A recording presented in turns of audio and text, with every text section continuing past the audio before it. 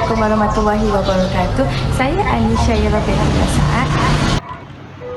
Hai, Assalamualaikum warahmatullahi wabarakatuh. Saya Aina Kila binti Muhammad Mustaqim. Hai, Assalamualaikum warahmatullahi wabarakatuh. Saya Anis Farahin binti Aston ID. Hai, Assalamualaikum warahmatullahi wabarakatuh. Kami merupakan pelajar ijazah sarjana muda Pendidikan Islam semester 6 di Universiti Pendidikan Sultan Idris. Video ini bertujuan untuk memenuhi keperluan khusus HIS 04 juga subjek Syariah dan Kehidupan di bawah seliaan Profesor Madya Dr. Muhammad Nur bin Daud.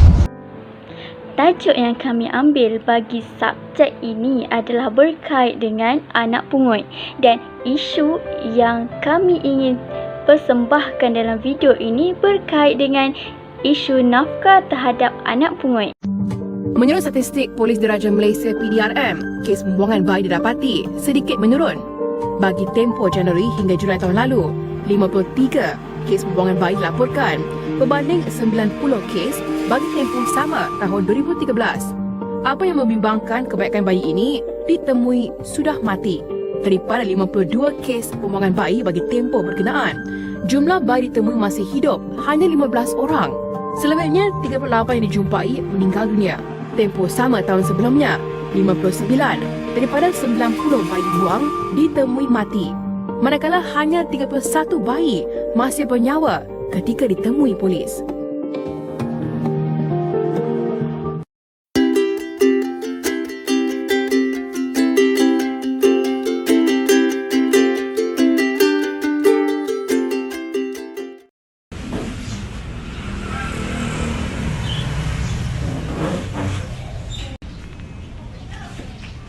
Anak ini ditinggalkan oleh ibu bapanya di tepi jalan. Pada suatu petang, Anis pergi keluar untuk ke kedai. Apabila dia keluar dari kereta, dia ternampak seorang budak di tepi jalan. Lalu Anis mengambil keputusan untuk menjaga anak tersebut disebabkan dia tidak mengetahui siapa ibu bapanya. Hari-hari Anis menghabiskan masanya dengan membawa anak tersebut jalan-jalan, memberi makan seperti anaknya sendiri. Anis menjaganya sehingga anak itu besar.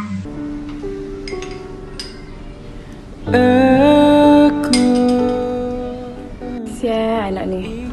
Tak ada siapa nak jaga dia. Jumpa dekat tepi jalan.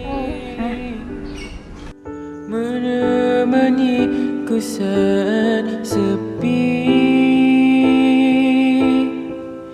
menemani ku saat gundah,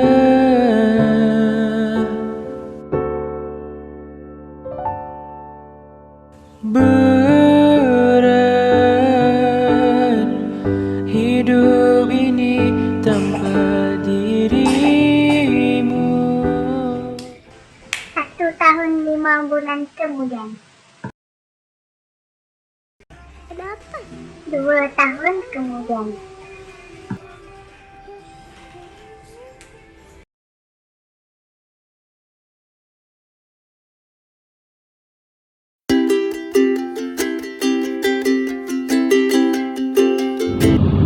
Duduk.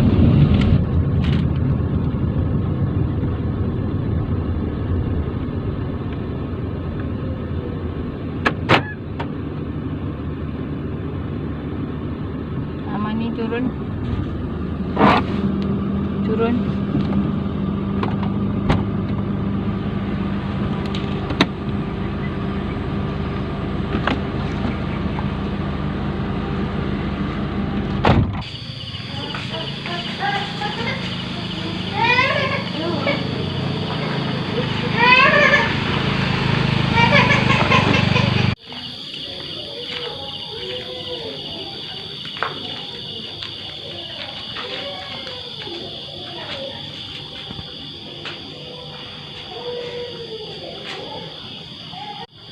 Dek, cik siapa?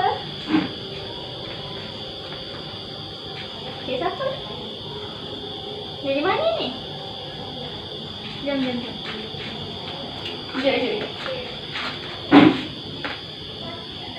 Okey. Dia nak siapa? Kita rumah ayahnya. Datang naik apa tadi? Kat sini ni? Dah makan belum? Ni mak ayah tak ada lagi kirinya. Tak apalah dengan akak ya. Akak jaga ya. Ya, adik.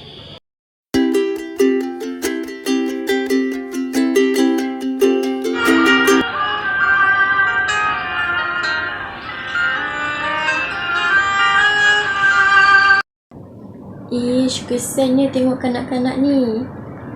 Masih kecil lagi tapi dah hidup terbiar di tepi jalan. Kesiannya. Ya Allah, tak sampai hati pula nak tengok.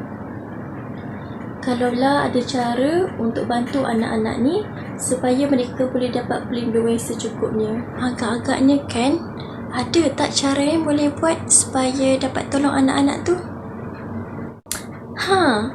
Baru teringat.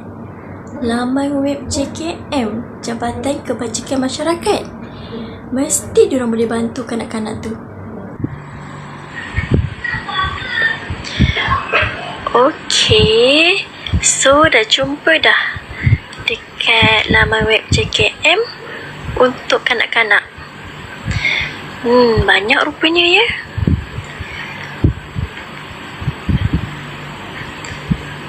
Baguslah sebab JKM memang sediakan pun perlindungan untuk kanak-kanak macam ni.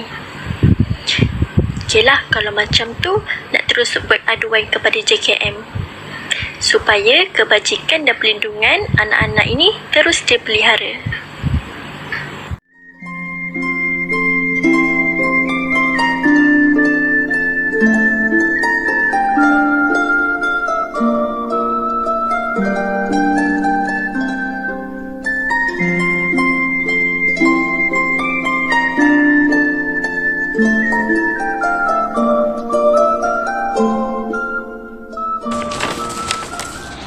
Apakah definisi anak pungut secara umum dan juga menurut mazhab?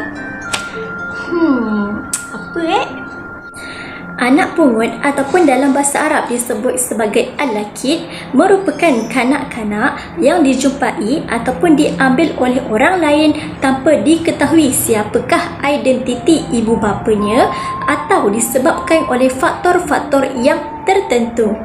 Mereka juga dirujuk sebagai kanak-kanak yang belum baligh dan dijumpai di tepi jalanan atau di mana-mana tempat serta tidak diketahui siapakah keluarganya. Baiklah, seterusnya kita akan melihat pula mengenai definisi anak pungut menurut mazhab-mazhab. Yang pertama adalah mazhab Syafi'i. Dalam mazhab ini berpendapat bahawa al-lakid merupakan seorang kanak-kanak yang dalam keadaan hidup dibuang oleh keluarga kerana faktor takut akan kemiskinan ataupun untuk menghindarkan daripada perbuatan zina. Kedua pula adalah mazhab Maliki yang mengatakan al-lakid dikenali sebagai seorang kanak-kanak yang tidak diketahui ibu bapanya ataupun sanak saudaranya sendiri. Manakala mazhab Hambali mengatakan al-lakid merupakan seorang kanak-kanak yang tidak diketahui nasabnya ataupun anak yang tersesat di jalan di antara kelahirannya sampai mencapai tahap mumayyiz.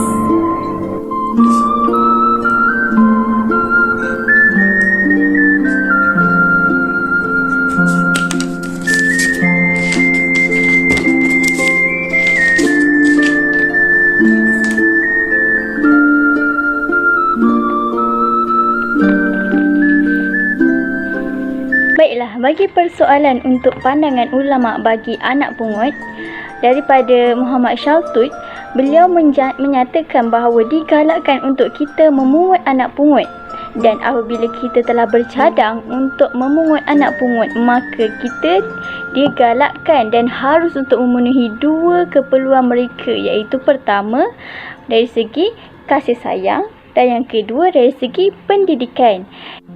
Hal ini turut dinyatakan daripada Muhammad Mustafa Al-Khains, Muhammad Said Sabiq dan para fiqh. Mereka menyatakan memungut anak pungut ini adalah fardu kifayah. Maka apabila kita memungut anak pungut, kita akan mendapat pahala, dan apabila kita tidak memungut anak pungut ini, maka kita akan mendapat dosa. bagi perbelanjaan ataupun nafkah untuk anak pungut ini, menurut para fuqaha, mereka menyatakan menafkahi ataupun memperbelanjai anak pungut ini adalah di bawah tanggungjawab Baitul Mal Muslimin. Hal ini bertepatan dengan sebuah sirah sahabat Nabi iaitu Sayyidina Umar Al-Khattab. Beliau menyarankan seorang lelaki yang memungut seorang anak pungut. Sayyidina Umar mengatakan, pengurusan bagi kanak-kanak tersebut adalah di bawah tanganmu, manakala perbelanjaan ataupun nafkahnya di bawah tangan kami. Jadi berdasarkan kata-kata Sayyidina Umar tadi, kita boleh lihat bahawa perbelanjaan ataupun nafkah bagi anak pungut ini kita boleh ambil ataupun dapati daripada Baitul Mal Muslimin.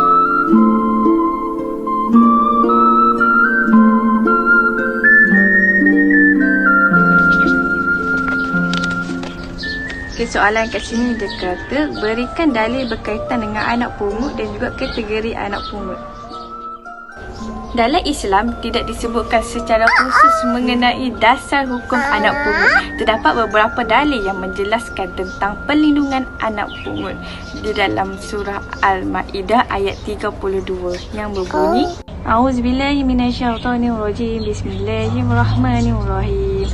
Wa man ahyaha faka'annama ahyan nasa jami'a. Yang bermaksud, dan sesiapa yang menjaga keselamatan hidup seseorang manusia, maka seolah-olah telah menjaga keselamatan hidup manusia semuanya. Dalam ayat ini, dalam surah Al-Maidah ayat 32 menjelaskan bahawa manusia yang menjaga dan memelihara orang lain, maka dia menjaga seluruh manusia. Sekiranya anak tersebut tidak ada sesiapa yang ingin bertanggungjawab ke atasnya, maka ia perlu diserahkan kepada pihak yang bertanggungjawab dan yang sepatutnya. Kategori al-ghaib terdapat 3 kategori. Yang pertama, anak yang ditimpa musibah.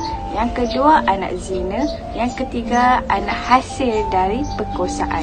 Okay, anak yang ditimpa musibah ni dah anak yang terbuang ataupun terdampar akibat daripada berlakunya bencana alam seperti tsunami, banjir, gempa bumi dan sebagainya.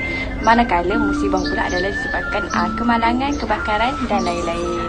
Mereka ini adalah anak sah taraf tetapi terbuang akibat ketentuan hidup dan tiada keluarga yang tampil untuk memelihara mereka, menyebabkan mereka hidup dalam keadaan terdampar di jalan dan terbiar.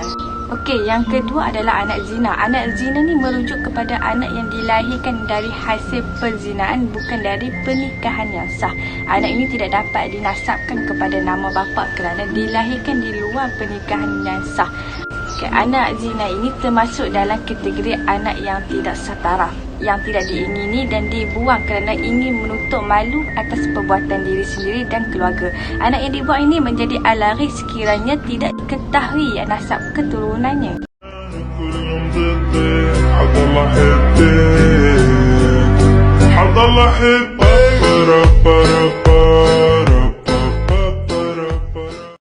Yang ketiga adalah anak hasil dari perkosaan, yang mana anak ini dilahirkan oleh ibu yang diperkosa ataupun dirogol sehingga menyebabkan berlaku kehamilan.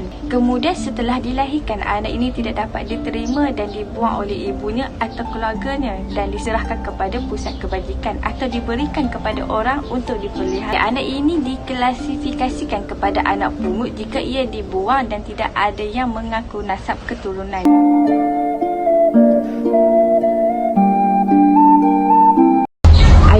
Farah, korang buat apa tu?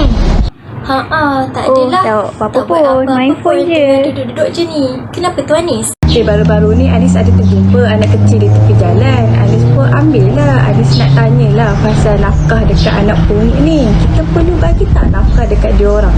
Ataupun kita guna harta kita sendiri? Korang tahu tak berkenaan dengan isu ni? Isu nafkah dekat anak pungut. Anis tak tahu. Oh, mengenai anak pungut ke? Yang Aina tahu, anak pungut ni dia ada beberapa kategori. Yang pertama, kategori jika ada harta bersamanya. Kedua, jika anak pungut tersebut tak ada harta. Dan yang ketiga adalah Baitul Mal. Kalau selain daripada kategori ni, tak pasti pula kalau ada yang lain. Betul rasanya kata Aina tu. Kiranya ada kategori lah, sama ada mutakid ni perlu bagi nafkah dekat anak pungut ataupun tak perlu bagi nafkah pada mereka? Tak apa. Kalau kita nak tahu lebih lanjut, jom kita tengok video kat sebelah. Okey, jom. Ada video ke? Ada video lagi lah. Faham kan berkenaan dengan isu nafkah dekat anak pungut ni? Okey, mari kita tengok.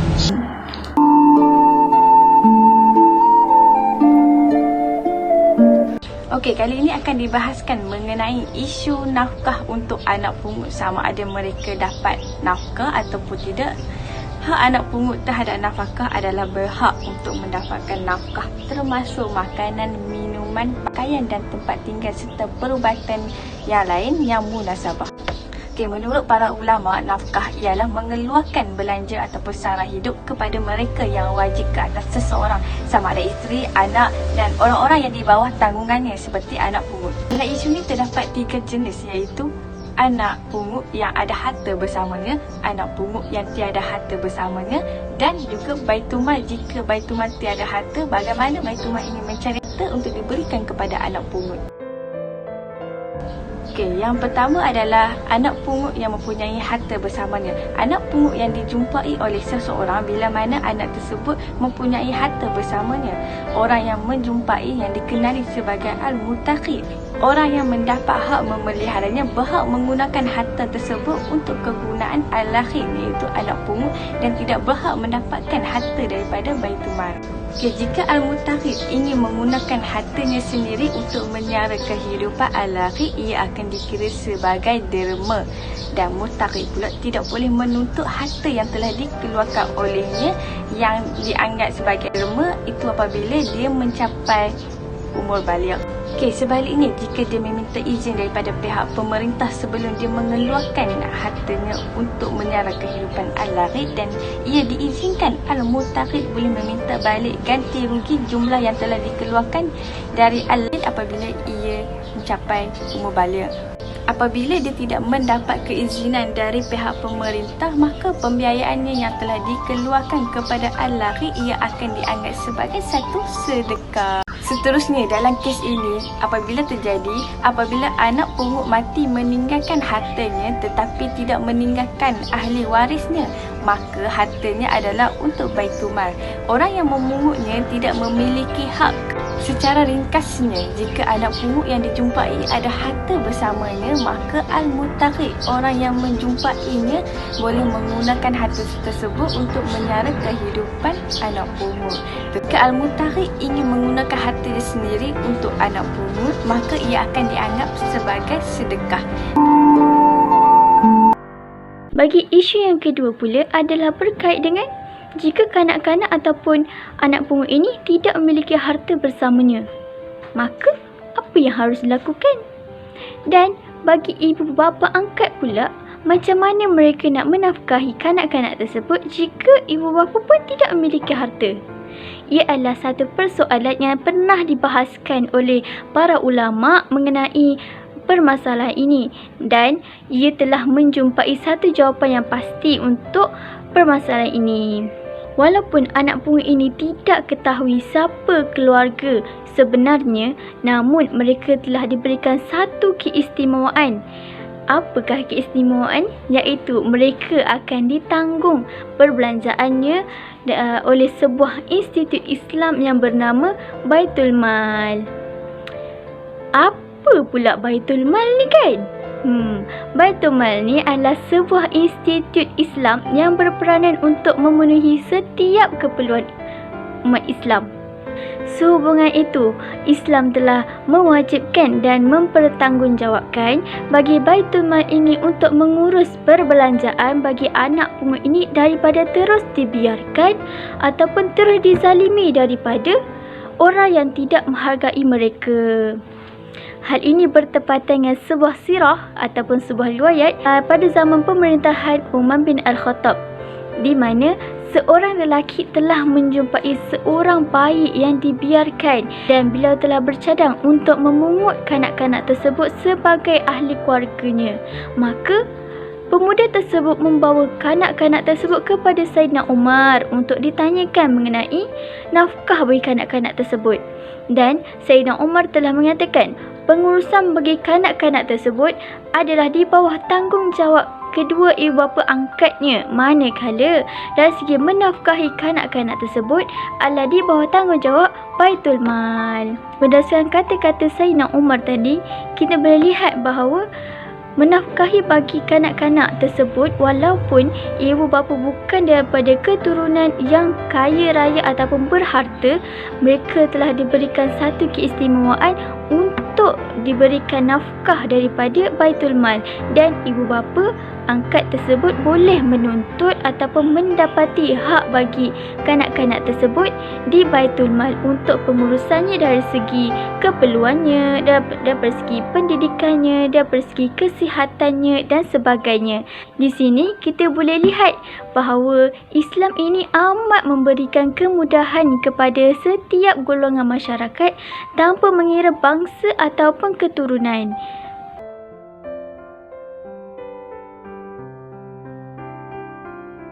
Tetapi sekiranya Baitul Mal mereka tidak mempunyai harta, ketika itu anak pungut hendaklah ditanggung oleh orang Islam. Hal ini adalah berdasarkan kepada firman Allah Subhanahu wa taala di dalam surah Al-Maidah, iaitu pada ayat yang kedua, di mana Allah berfirman, A'udzubillahi minasyaitonirrajim, Bismillahirrahmanirrahim, wa ta'awanu 'alal birri wa taqwa, yang bermaksud dan hendaklah kamu bertolong-tolongan untuk membuat kebajikan dan juga bertakwa. Hal ini adalah kerana sekiranya meninggalkan infak terhadap anak pungut ataupun anak zina boleh membawa kepada kematian, justru memeliharanya adalah wajib. Samalah seperti menyelamatkannya daripada lemas.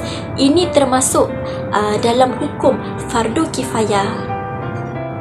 Sekiranya harta Baitul Mal tidak mencukupi untuk menampung keperluan anak-anak pungut ini disebabkan oleh mereka terlalu ramai ataupun terdapat keperluan lain yang lebih penting dan sebagainya, maka hakim wajib meminjam kadar yang mencukupi untuk keperluan anak-anak pungut tersebut daripada orang kaya. Hutang ini dibuat di atas nama negara dan hendaklah diganti apabila Baitul Mal mempunyai harta. Jadi ini merupakan isu bagi nafkah anak pungut sekiranya Baitul Mal tidak mempunyai harta.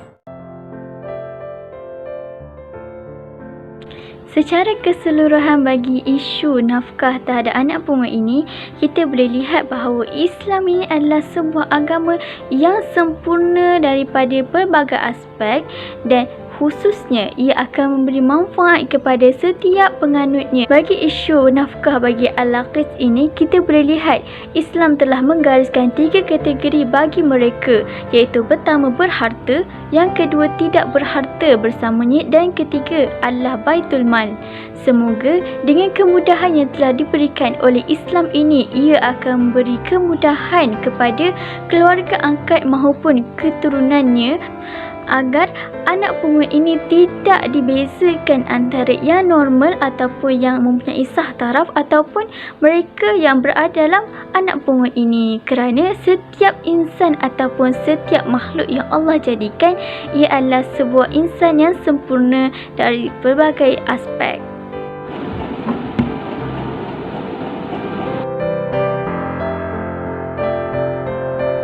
Baiklah, sebagai kesimpulannya, didapati bahawa di Malaysia kewujudan al-laqit adalah disebabkan oleh masalah pembuangan bayi. Bayi-bayi yang dibuang ini, mereka tiada siapa yang datang hendak menuntut, menjadikan mereka hidup sebatang kara dan juga tiada keturunan. Gejala ataupun pembuangan bayi dianggap sebagai suatu perkara yang memusnahkan aset negara, manakala perbuatan buruk yang membawa kepada kelahiran bayi yang tidak sah ini merupakan satu perbuatan jenayah yang tidak boleh dimaafkan. Anak yang dijumpai dalam keadaan terbuang hendaklah diselamatkan, kerana adalah hukum kefarduan bagi seseorang itu bertindak positif dan juga mereka akan diberikan ganjaran yang besar di sisi Allah Subhanahu Wa Taala. Maka sekiranya gejala ini dapat dibendung dan diatasi oleh semua pihak, sudah pastinya negara kita akan cepat mencapai ketamadunan dan juga kemajuan. Baiklah, justru itu proses mengambil anak angkat dan memelihara anak ini adalah merupakan sebagai salah satu mekanisme untuk memberi kedudukan dan perlindungan kepada anak pungut yang terdapat di Malaysia. Ini merupakan suatu cara ataupun amalan yang mulia di sisi agama.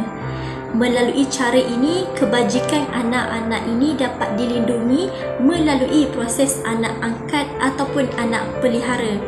Dengan ini, anak-anak ini dapatlah mereka merasa kehidupan, mempunyai keluarga sebagaimana anak-anak lain di luar sana.